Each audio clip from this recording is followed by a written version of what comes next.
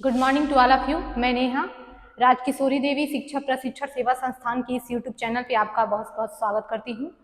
तो मैंने introduction to disability के प्रकार, विकलांगता के प्रकार के बारे में मैंने पढ़ाया था, उसके आगे हम आज यहाँ से कंटिन्यू करेंगे। तो इसमें आज भी थोड़ा हम इस पे डिस्कस कर लेते हैं, उसके बाद आगे चलेंगे, ठीक है। तो इसमें है कि दिव्यांगता के प्रकार, कितनी प्रकार की दिव्यांगता होती है। इसमें कह रहे हैं कि दिव्यांगता एक ऐसी स्थिति है जिनमें व्यक्ति की शारीरिक, यानी दिव्यांगता कहाँ कहाँ हो सकती है, शरीर में हो सकती है, मन में हो सकती है, ठीक है। तो कह रहा है कि व्यक्ति शारीरिक, मानसिक या संवेगात्मक समस्याओं का सामना करता है। यह एक चुनौतीपूर्ण स्थिति हो सकती है जो व्यक्ति के रोजमर्रा के जीवन पर बाधाएं उत्पन्न करती है।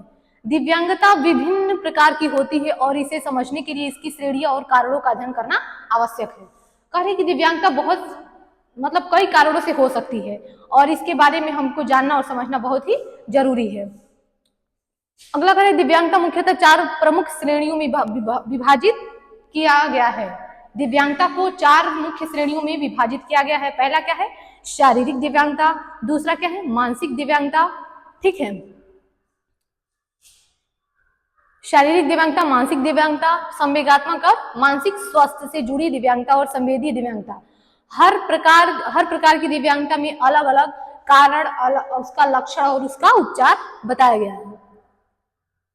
शारीरिक दिव्यांगता, देखिए शारीरिक दिव्यांगता में कौन कौन से विकलांगता आएगी। शारीरिक दिव्यांगता का अर्थ होता है शरीर के किसी हिस्से में कमी या उसका कार्य करने की अक्षमता में बाधा उत्पन्न होना, ठीक है। अगर किसी को शारीरिक विकलांगता है तो उसको किसी भी कार्य को करने में बाधा उत्पन्न होगी, जिसमें क्या आएंगे? हाथ आ सकता है, पैर, मांसपेशियां या शरीर के अन्य अंगों में समस्याएं हो सकती है। शारीरिक दिव्यांगता जन्मजात भी हो सकती है, मतलब कि शारीरिक जो दिव्यांगता है वो जन्मजात भी हो सकता है।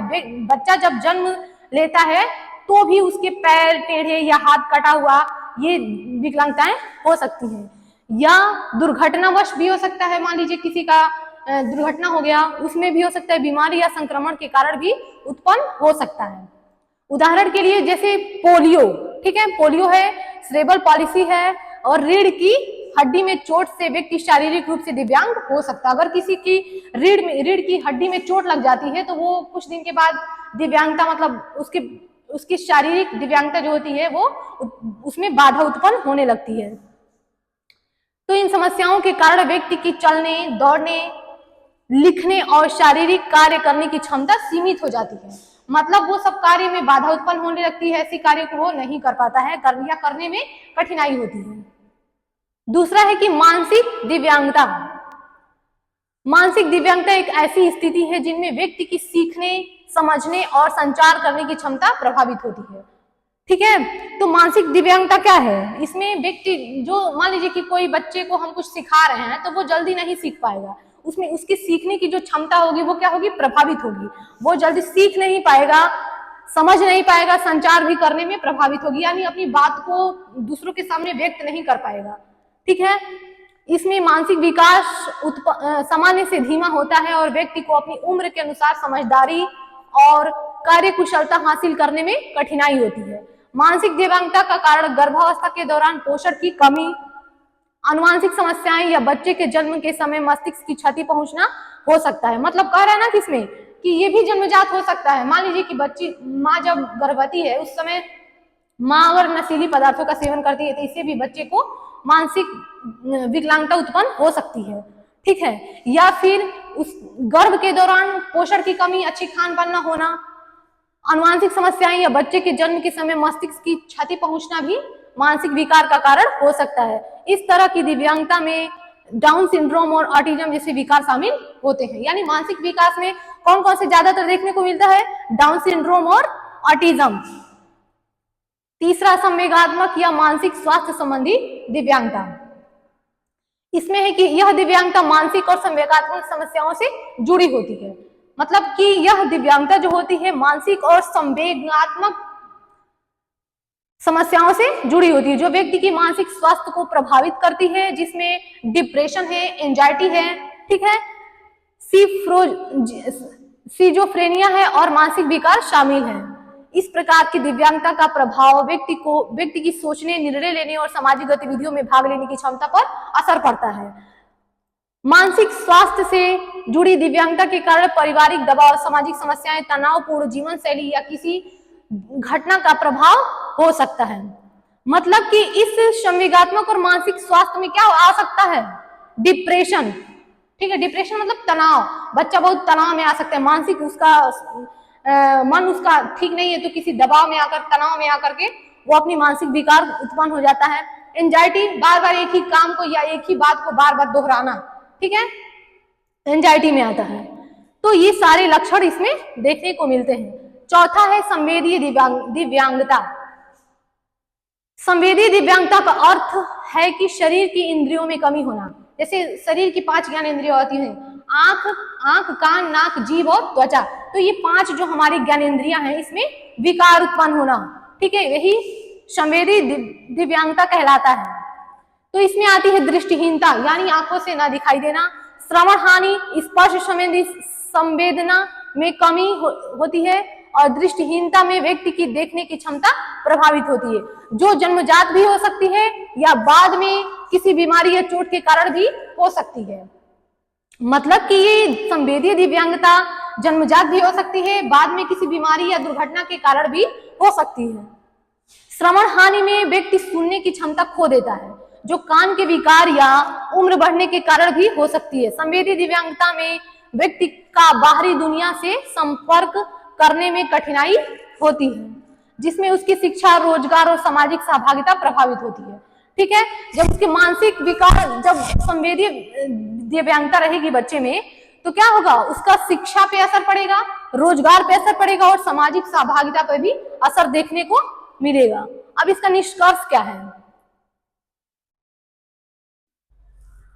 कह रहे कि दिव्यांगता का प्रभाव व्यक्ति के जीवन के हर क्षेत्र में महसूस किया जा सकता है। यानी दिव्यांगता का जो प्रभाव है वो हर क्षेत्र में महसूस किया जा सकता है। आजकल सरकारें और समाज दिव्यांग व्यक्तियों को सहायता प्रदान करने के लिए कई रोजगार और कानून कार्यक्रम चला रहे हैं। जिन तकनीकी विकास और शिक्षा में उन्नति ने कई दिव्यांग व्यक्तियों के जीवन को सरल बनाने में मदद की है। हमें दिव्यांगता को केवल एक कमजोरी के रूप में नहीं देखनी चाहिए, बल्कि एक चुनौती के रूप में समझना चाहिए और दिव्यांग व्यक्तियों को आत्मनिर्भर बनाने के लिए सहानुभूति और समर्थन प्रदान करना चाहिए। मतलब कि जो दिव्यांग बच्चे हैं या दिव्यांग व्यक्ति है, उसके साथ हमें अच्छा व्यवहार करना है, ताकि कोई भी उसे हीन भावना से ना देखे और उसे हम समाज की मुख्य धारा से जोड़कर उसे भी आत्मनिर्भर बना सके। ठीक है, आगे हम पढ़ेंगे कि भारत में दिव्यांगता के प्रकारों को 21 श्रेणियों में विभाजित किया गया, यानी डिसेबिलिटी, दिव्यांगता को 21 प्रकार में बांटा गया है। किसके अनुसार? RPWD 2021 के अनुसार। ठीक है, तो RPD 2016, इससे पहले PWD था, पर्सन विथ डिसेबिलिटी, उसके अनुसार 7 प्रकार की विकलांगता थी, जो बदल करके RPWD यानी right to person with disability act 2016 के अनुसार कितनी दिव्यांगता है? 21 प्रकार की दिव्यांगता है। ठीक है, अब हम उन 21 दिव्यांगता के बारे में बारी बारी करके जानेंगे। कह रहे कि प्रत्येक प्रकार की दिव्यांगता के एक अलग अलग विशेषता होती है, जो किसी व्यक्ति के शरीर के या किसी हिस्से या मानसिक क्षमता को प्रभावित कर सकती है। आइए इन 21 प्रकार की दिव्यांगताओं पर एक नजर डालते हैं। पहला क्या है? ब्लाइंडनेस। अब ये 21 प्रकार की डिसेबिलिटी में हम पहला क्या पढ़ेंगे? ब्लाइंडनेस, अंधता। ठीक है, तो ब्लाइंडनेस क्या होती है? जिस भी मनुष्य को या व्यक्ति को बिल्कुल भी नहीं दिखाई देता है, यानी अंधा व्यक्ति, जिसको कुछ भी दिखाई नहीं देता है, पूर्ण रूप से वो अंधा है, उसको क्या बोलते हैं? ब्लाइंडनेस। यह वह स्थिति है, इसमें व्यक्ति को बिल्कुल भी देखने में असमर्थता होती है, यह दृष्टि बहुत कम होती है। ठीक है, इसी में आता है लो विजन। लो विजन मतलब कम अंधपा। तो उसमें क्या होता है कि कम दिखाई देता है, दिखाई तो देता है लेकिन कम दिखाई देता है। तो इसमें व्यक्ति की दृष्टि कमजोर होती है, पूरा तरह से उसको मतलब अंधा नहीं होता है, उसको कुछ ना कुछ दिखाई देता है पर कम दिखाई देता है। तो इसमें व्यक्ति की दृष्टि कमजोर होती है लेकिन उपकरणों की सहायता से देख सकता है, जैसे चश्मा लगा करके देख सकता है। यह अंधता से अलग है, मतलब कि ये क्या है, कम दृष्टि दोष है। ठीक है, इसमें तीसरा आएगा डेफ यानी बहरापन, जिसको सुनाई नहीं देता है। इसमें व्यक्ति को सुनाई नहीं देता है और सुनने की क्षमता बहुत कम होती है। ठीक है, बारी बारी करके हम जानेंगे सबके बारे में। चौथा है कम सुनाई देने यानी हार्ड ऑफ हियरिंग। इस स्थिति में व्यक्ति सुन तो सकता है लेकिन उसे स्पष्ट सुनाई नहीं देता है, वह बहरापन से कम गंभीर होता है, यानी बहरा नहीं होता है लेकिन बहरापन से कम गंभीर होता है। 5 नंबर है मस्तिष्क पक्षाघात यानी सेरेब्रल पॉलिसी। इसमें यह एक न्यूरोलॉजिकल स्थिति है, यानी यह दिमाग से संबंधित है। ठीक है, मस्तिष्क से संबंधित है। इसमें शरीर का कोई हिस्सा ठीक से काम नहीं करता, आमतौर पर मस्तिष्क की विकृति के कारण यह होता है। अगला है कि मनोरोग यानी मेंटल इलनेस। ठीक है, आप लोग इन सारी डिसेबिलिटी के जो 21 प्रकार है उसको आप लोग रफ पे नोट डाउन कर लीजिएगा, ये बहुत एग्जाम में हेल्पफुल रहेगा। ठीक है, तो इसमें 6 नंबर क्या है, मेंटल इलनेस। मेंटल इलनेस किसको कहते हैं, मानसिक विकार किसको कहते हैं? तो मानसिक विकार ऐसे अवसाद, सिजोफ्रेनिया या अन्य मस्तिष्क समस्याएं जिसका असर व्यक्ति के दैनिक जीवन पर पड़ता है। ठीक है, अगला क्या है, मानसिक मंदता, इंटेलेक्चुअल डिसेबिलिटीज। इंटेलेक्चुअल डिसेबिलिटी अगला क्या है, 7 नंबर, इंटेलेक्चुअल डिसेबिलिटीज। इसमें व्यक्ति की बौद्धिक क्षमताएं सामान्य से कम होती है, इससे सीखने और समझने में कठिनाई होती है। मतलब अगर मानसिक मंद बालक होगा तो उसे जाहिर सी बात है कि समझने और सीखने में कठिनाई महसूस होगा उसे। अगला है कि विशिष्ट सीखने की अक्षमता, स्पेसिफिक लर्निंग डिसऑर्डर। इसका कहीं कहीं फुल फॉर्म भी पूछ लेता है कि SLD का फुल फॉर्म क्या होता है, तो क्या होता है, स्पेसिफिक लर्निंग डिसेबिलिटीज। यह विकार पढ़ने, लिखने या गणना करने में, जैसे क्या है डिसकैलकुलिया। ठीक है, डिसकैलकुलिया है जो गणना करने में कठिनाई महसूस होती है। ठीक है, तो ये सारी जो विकार होते हैं समस्या उत्पन्न करता है। उदाहरण के लिए डिसलेक्सिया है, डिसकैलकुलिया है, डिसग्राफिया है। तो जिसको पढ़ने में कठिनाई होती है, यानी जो बच्चा सा को वाज पढ़ता है, उल्टा पढ़ता है, ठीक है, उसको कौन सी बीमारी है, डिसलेक्सिया, पठन विकार है। पठन विकार को हम क्या बोलते हैं, डिसलेक्सिया बोलते हैं। डिसकैलकुलिया क्या है, जैसे बच्चा 5 और 3 8 हो जा रहा है लेकिन उसी को अगर हम पलट दें तो बच्चा कंफ्यूज हो जाएगा कि ये क्या होता है, या फिर उसको आएगा ही नहीं। 3 को वो ऐसे उल्टा लिखता है। ठीक है, तो ये होती है डिसकैलकुलिया यानी गणना संबंधी विकार। बच्चे को गणित संबंधी कोई समस्या उत्पन्न हो तो वो क्या होता है, डिसकैलकुलिया।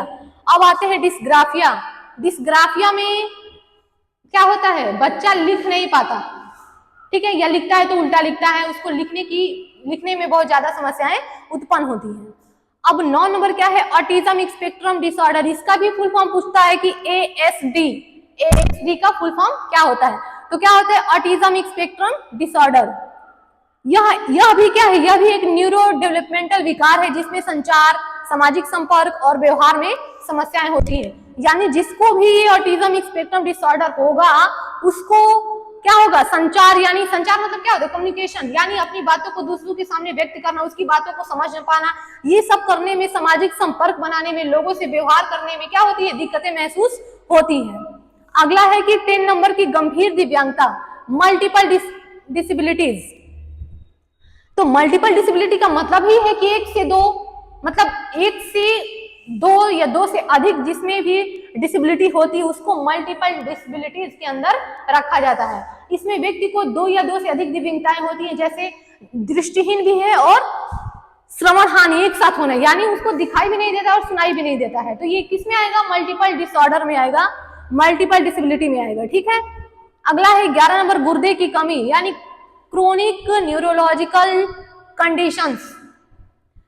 तो इसमें क्या होती है कि इसमें केंद्रीय तंत्रिका तंत्र की समस्याएं होती हैं, जैसे मिर्गी या अन्य दीर्घकालिक न्यूरोलॉजिकल स्थिति, जैसे मिर्गी और आता है ना किसी को, तो ये सब इसी में आता है, किसमें, क्रोनिकल न्यूरोलॉजिकल कंडीशंस में आता है।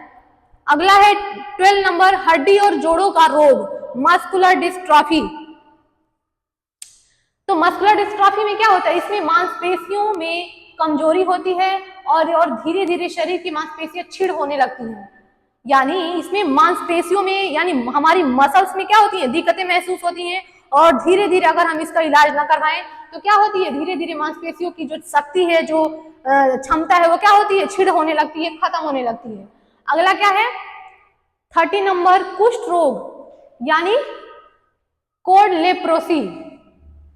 करें कि इलाज के लिए कुष्ठ रोग के बाद उत्पन्न विकलांगता जिसमें व्यक्ति की त्वचा, नसें और मांसपेशियां प्रभावित होती हैं। यानी कि ये कुष्ठ रोग जो है और हड्डी और जोड़ों का दर्द, मस्कुलर डिस्ट्रॉफी और कोड लेप्रेसी, ये दोनों थोड़ा सा दोनों में डिफरेंसेस है। इसमें क्या होता है कि कुष्ठ रोग में व्यक्ति की जो स्किन है और उसकी जो नस है और मसल्स हैं वो क्या होती है, प्रभावित होती हैं। और उसमें क्या कह रहा है कि इसमें मांसपेशियां कमजोर होने लगती है और कुछ समय के बाद उस मांसपेशियों की क्षमता क्या होने लगती है, कमजोर होने लगती है, छिड़ होने लगती है, समाप्त होने लगती है। अगला क्या है 14 नंबर है थैलेसीमिया।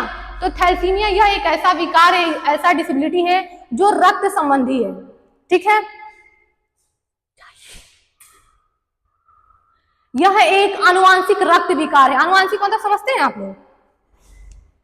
आनुवांशिक मतलब अगर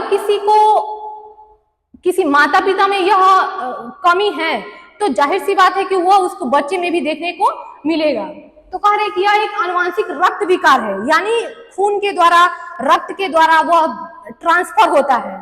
ठीक है, जिसमें शरीर में हीमोग्लोबिन का उत्पादन सामान्य नहीं होता है। अब पांचवा नंबर है हीमोफीलिया। यह थैलेसीमिया और हीमोफीलिया दोनों रक्त संबंधी विकार है, हमेशा याद रखिएगा। इसमें कह रहा है कि यह एक खून का विकार है जिसमें खून का थक्का जमने की समस्याएं होती है, यानी क्लॉटिंग होता है, रक्त क्या होता है, जमने लगता है। इसमें मान लीजिए यहाँ दिक्कत है तो यहाँ रक्त का जमाव होने लगेगा। ठीक है, तो इसमें चोट लगने पर खून बहना रुकता ही नहीं है। अगर किसी दुर्घटनावश उसको कहीं चोट लग जाती है तो रक्त ही नहीं रुकेगा, रक्त बहता ही रहेगा। ठीक है, तो इसमें ये क्या होता है, हीमोफीलिया होता है। अगला है 16 नंबर, सिकल सेल रोग, सिकल सेल डिसीज।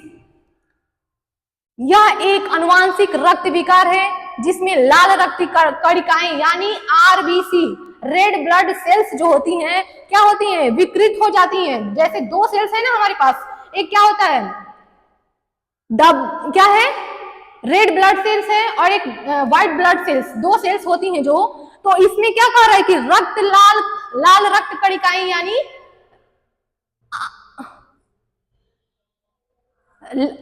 लाल रक्त कणिकाएं क्या होती हैं, विकृत हो जाती हैं और शरीर के अंगों में ऑक्सीजन पहुंचने में समस्याएं उत्पन्न होने लगती हैं। किसमें, सिकल सेल डिसीज में।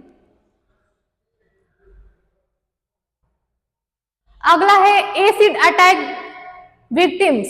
जैसे पहले क्या होता था कि किसी कारणवश कोई किसी पे अगर तेजाब फेंक देता था चेहरे पे तो लोग इसको ऐसे छोड़ देते थे, लेकिन सरकार ने इसको एसिड अटैक को भी इसमें किसमें रखा है, डिसेबिलिटी में रखा है, ऐड किया है, ताकि उसको भी क्या मिल सके, उसको भी कुछ सरकार के माध्यम से कुछ उसको भी सहायता प्रदान किया जा सके। इसमें है कि एसिड हमले के कारण उत्पन्न चेहरे और शरीर पर हुए अस्थायी घाव या विकलांगता को इस श्रेणी में भी रखा गया है। कब रखा गया है, आरपीडब्ल्यूडी 2016 के अनुसार।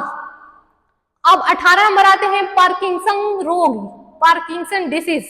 यह एक तंत्रिका विकार है जिसमें व्यक्ति की शरीर में झटके, मतलब झटका, चलने में कठिनाई, संतुलन यानी बैलेंस नहीं बना पाता है, बैलेंस बनाने में समस्याएं होती हैं। अगला है 90 नंबर की ध्वनि विकार, स्पीच एंड लैंग्वेज डिसेबिलिटी। ध्वनि विकार क्या है, 90 नंबर में हम क्या जानेंगे कि ध्वनि विकार क्या है। तो कह रहे हैं कि इसमें व्यक्ति की बोलने और भाषा समझने की क्षमता प्रभावित होती है जिससे संचार में कठिनाई होती है। जब व्यक्ति बोल ही नहीं पाएगा, जब भाषा संचार अच्छे से नहीं कर पाएगा तो उसको उसकी भाषा, लैंग्वेज कम्युनिकेशन ठीक नहीं होगी तो उसको इस प्रकार की कठिनाई होगी। कह रहे इसमें बोलने भाषा समझने में कठिनाई होती है, जिसमें जब भाषा समझने में कठिनाई होगी तो संचार करने में कठिनाई होगी, कम्युनिकेशन अच्छे से नहीं कर पाएगा, व्यक्ति की विचारों को समझ नहीं पाएगा, अपने विचारों को दूसरों के सामने रख नहीं पाएगा। ठीक है, अब आते हैं 20 नंबर बौना, बौनापन, बौना व्यक्तित्व यानी ड्वार्फिज्म। ये बौनापन क्या है?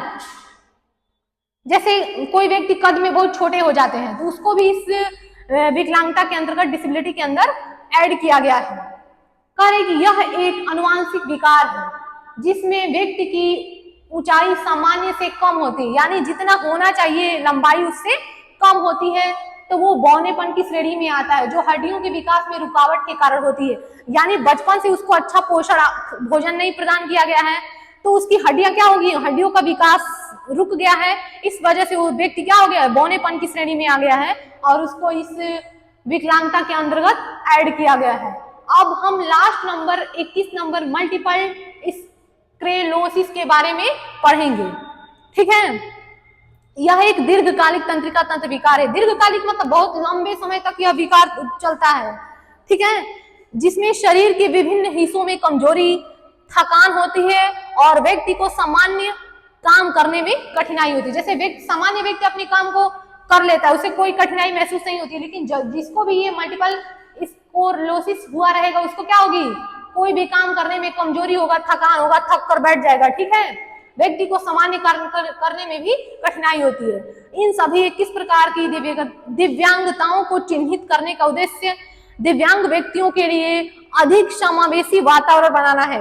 यानी हम एक विकलांग बच्चे को और सामान्य बच्चे को दोनों को एक साथ जोड़ करके हम विकलांग बच्चे को समाज की मुख्य धारा से जोड़ सकते हैं, उसको अपना अधिकार वापस प्रदान कर सकते हैं। ठीक है, कह रहा है कि समावेशी वातावरण बनाना है ताकि उन्हें शिक्षा में, रोजगार में, समाज में सभी जगह उसको भी समान अवसर प्रदान किए जा सके। ठीक है, अब हम आगे कुछ एमसीक्यू प्रश्न करेंगे। ठीक है, इसी से रिलेटेड हम लोग कुछ एमसीक्यू प्रश्न करेंगे, 20 एमसीक्यू क्वेश्चंस, जिसमें आप लोग बताइएगा अंधता का अर्थ क्या है। क्वेश्चन नंबर 1 है कि अंधता का अर्थ क्या है। देखिए आप लोग ध्यान से,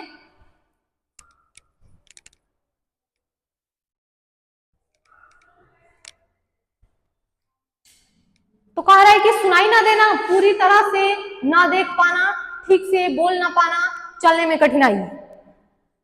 तो अंधता यानी क्या होता है, ब्लाइंडनेस, पूरी तरह से दिखाई ना देना। तो इसमें क्या कह रहा है, पूरी तरह से ना देख पाना है। इसका राइट आंसर क्या होगा, option number B. Question number 1 के राइट आंसर क्या होगा, ऑप्शन नंबर बी, पूरी तरह से दिखाई ना देना।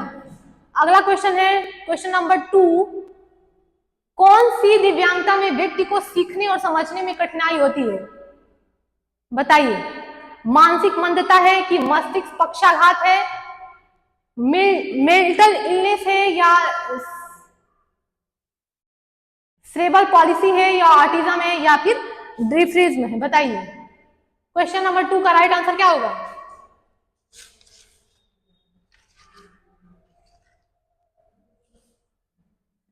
कौन सी दिव्यांगता में व्यक्ति को सीखने और समझने में कठिनाई होती है, हमने अभी ऊपर पढ़ाया है। इसका राइट आंसर क्या होगा, ऑप्शन नंबर ए, मानसिक मंदता, मेंटल इलनेस। ठीक है, क्वेश्चन नंबर 3,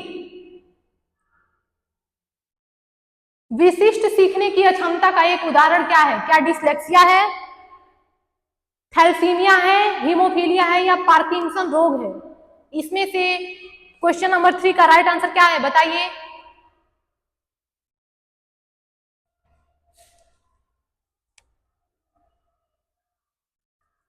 विशिष्ट सीखने की अक्षमता का एक उदाहरण क्या है, डिसलेक्सिया है, पठन विकार है, या थैलेसीमिया है, रक्त संबंधी विकार है, या हीमोफीलिया है, यह भी रक्त संबंधी विकार है, या पार्किंसन रोग है। इस चारों ऑप्शन में से कौन सा ऑप्शन सही होगा, क्वेश्चन नंबर 3 का। क्वेश्चन नंबर 3 का इसका राइट आंसर होगा ऑप्शन नंबर ए, डिसलेक्सिया, पठन विकार। पठन विकार में हम सीखने की सारी क्षमताएं क्या होती हैं, प्रभावित होती हैं। अब आता है क्वेश्चन नंबर 4 पे, दिव्यांगता की पहचान और अधिकार किस कानून के तहत आते हैं? क्वेश्चन नंबर 4 है कि दिव्यांगता की पहचान और उसके उनका जो अधिकार है वह किस कानून के तहत आते हैं? शिक्षा अधिकार अधिनियम, यानी पहला क्या है? शिक्षा अधिकार अधिनियम, दूसरा है दिव्यांगजन अधिकार अधिनियम 2016, सामाजिक न्याय अधिनियम या मानव अधिकार अधिनियम।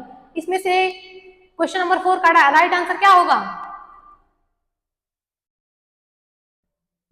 इसका क्या होगा? RPWD यानी right to person with disability act 2016 में दिव्यांग व्यक्तियों की पहचान और अधिकार के कानूनों में ऐड किया गया है, इसमें रखा गया है। इसका राइट आंसर क्या होगा? ऑप्शन नंबर बी, दिव्यांगजन अधिकार अधिनियम 2016। अब आते हैं नेक्स्ट क्वेश्चन पे। मस्तिष्क पक्षाघात यानी सेरेब्रल पॉलिसी का मुख्य कारण क्या है? हड्डियों की कमजोरी, मांसपेशियों की दुर्बलता, मस्तिष्क का विकार या आंखों की बीमारी? बताइए।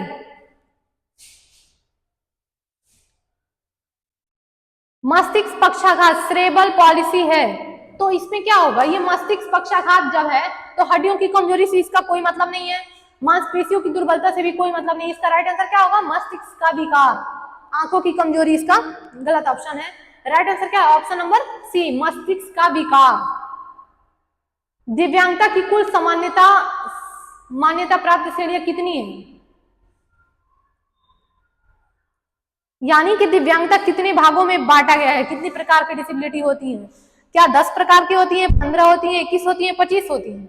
हमने अभी 21 डिसेबिलिटी के बारे में पढ़ाया है, बाद में हम इसका लक्षण, इसका उपचार, इसके उपाय के बारे में जानेंगे। ठीक है, आज इतना ही, बस क्वेश्चन हम लोग कर लेते हैं। तो इसमें कितने भागों में? ऑप्शन नंबर सी, 21 प्रकार की डिसेबिलिटी बताया गया है। क्वेश्चन नंबर 7, कौन सा विकार एक रक्त संबंधी विकार है? मैंने बताया है, बताइए। सिकल सेल रोग है, ऑटिज्म है, अंधता है या श्रवण हानि है? तो रक्त संबंधी 3 विकार है, एक थैलेसीमिया है, हीमोफीलिया है और ये क्या है? सिकल सेल डिसीज है। इसका राइट आंसर क्या होगा? Option number A, sickle cell रोग। अब आते हैं नेक्स्ट क्वेश्चन पे। हीमोफीलिया किससे संबंधित है? हड्डी की कमजोरी से, खून का थक्का न बनना, मस्तिष्क का विकार, मस्तिष्क का विकार या दृष्टि की हानि? बताइए।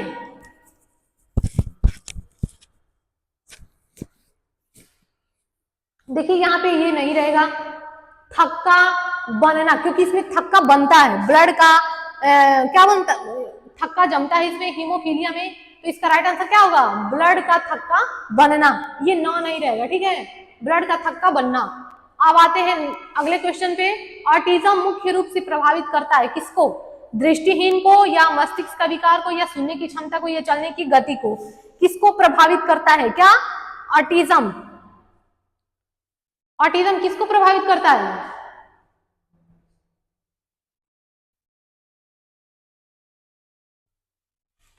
तो इसका राइट आंसर क्या होगा? ऑप्शन नंबर बी, मस्तिष्क का विकार। ऑटिज्म किसको प्रभावित करता है? इसी में होता है कि अच्छे से संचार नहीं कर पाता है। ठीक है, तो क्या होगा? मस्तिष्क का विकास। क्वेश्चन नंबर 10, दृष्टिहीनता और श्रवण हानि एक साथ होने पर इसे क्या कहा जाता है? मतलब हमने पढ़ा है ना मल्टीपल डिसेबिलिटीज, तो इसमें देखते हैं कि इसमें मानसिक मंदता दिया है, मस्तिष्क पक्षाघात दिया है, बहुविकलांगता है, मनोरोग है। तो मल्टीपल डिसेबिलिटी किसमें आएगा? Option number C. ठीक है, तो क्वेश्चन नंबर 10 का राइट आंसर क्या होगा? क्वेश्चन नंबर सी, बहुविकलांगता, यानी उसको दृष्टिहीनता भी है, श्रवण हानि भी, उसको दिखाई भी नहीं देता है, सुनने में भी कठिनाई होती है, तो इसको दो डिसेबिलिटी है। तो ये किस में आएगा? मल्टीपल डिसेबिलिटी, यानी दो या दो से अधिक जिसको भी डिसेबिलिटी होगा वो मल्टीपल डिसेबिलिटी यानी बहुविकलांगता में आएगा। क्वेश्चन नंबर 11, एसिड अटैक से संबंधित विकलांगता को किस श्रेणी में रखा गया है? बताइए। मानसिक स्वास्थ्य विकार में, शारीरिक विकलांगता में, संवेदी विकार में या न्यूरोलॉजिकल विकार में? क्वेश्चन नंबर 11,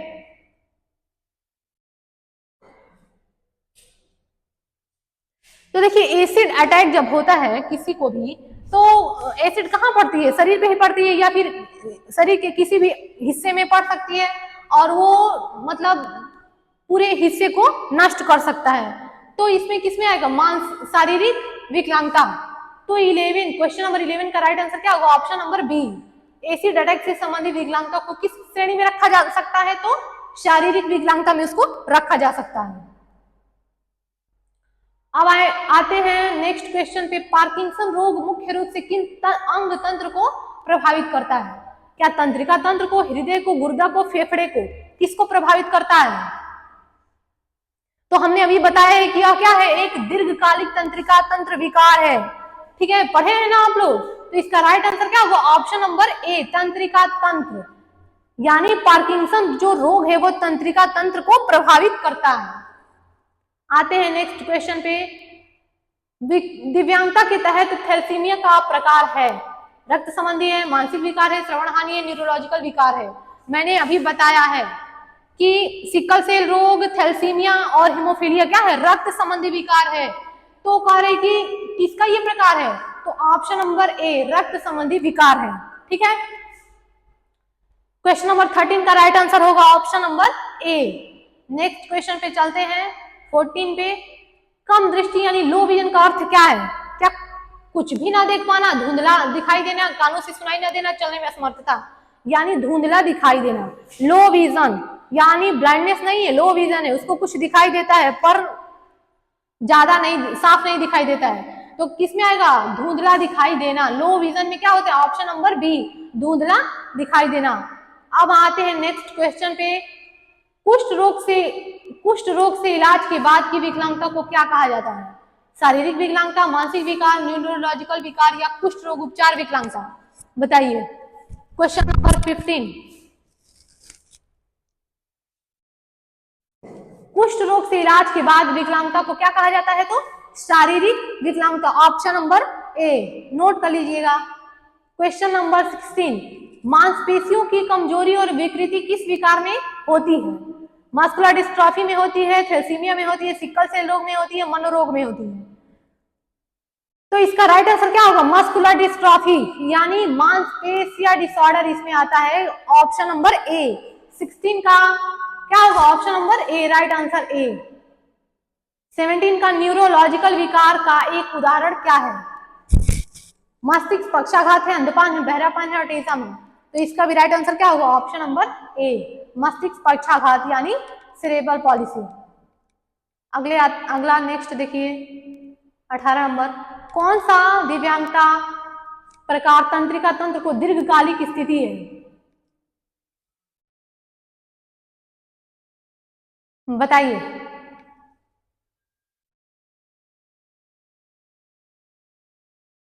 कौन सा दिव्यांगता का प्रकार तंत्रिका तंत्र को दीर्घकालिक प्रभावित करता है? क्या मल्टीपल स्क्लेरोसिस है या डिसलेक्सिया है या हीमोफीलिया है या थैलेसीमिया है? तो इसका राइट आंसर क्या होगा, क्वेश्चन नंबर 18 का राइट आंसर ऑप्शन नंबर ए। नेक्स्ट क्वेश्चन पे चलते हैं। मानव शरीर की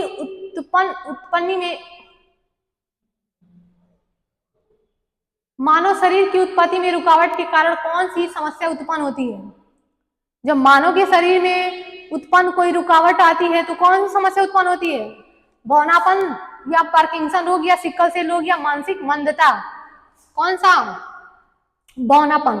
जब उसकी मांसपेशियों में कोई रुकावट होगी, हड्डियों में रुकावट होगी तो क्या होता है, व्यक्ति का शरीर छोटा होता है, कद छोटा होता है, जिसको हम बौनापन की श्रेणी में रखते हैं। इसका राइट आंसर क्या होगा, ऑप्शन नंबर ए। लास्ट क्वेश्चन है कि बोलने और भाषा की समस्याएं किस प्रकार की दिव्यांगता में आती हैं? क्या मानसिक मंदता है, श्रवण हानि है, ध्वनि विकार है या ऑटिज्म है? लास्ट क्वेश्चन है, देखिए इसको आप लोग। देखिए इसमें पहले ही कह रहे हैं कि बोलना और भाषा समझना, भाषा की समस्याएं जहां उत्पन्न होती है वहां पे क्या होता है, ध्वनि विकार होता है। ठीक है, तो इसका राइट आंसर क्या होगा, 20 क्वेश्चन नंबर का राइट आंसर होगा ऑप्शन नंबर सी। ठीक है, अब नेक्स्ट हम कल पढ़ेंगे इसके आगे। तब तक के लिए धन्यवाद, अच्छे से पढ़िएगा, सारे क्वेश्चंस इंपॉर्टेंट है और खास करके जो 21 प्रकार की डिसेबिलिटी है एक एक करके मैंने बताया है। उसको अच्छे से नोट डाउन कर लीजिएगा, ये एग्जाम में बहुत मदद करेगा और आगे भी आपको बहुत मदद करेगा। धन्यवाद।